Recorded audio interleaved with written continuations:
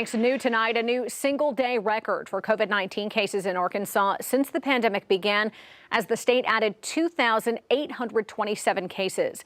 That puts the total number of confirmed and probable cases above 167,000. Active cases also jumped to more than 18,000. 31 more people have died for a total of 2,586. Hospitalizations dropped by that same number, but still remain above 1,000. And recoveries have now surpassed 146,000. And for the second straight day, Northwest Arkansas had the most new cases in the state. Washington and Benton counties, the top two counties statewide with new cases at 260 and 228 respectively. Washington County currently ranked behind Pulaski County for most active cases in the state with 1,435.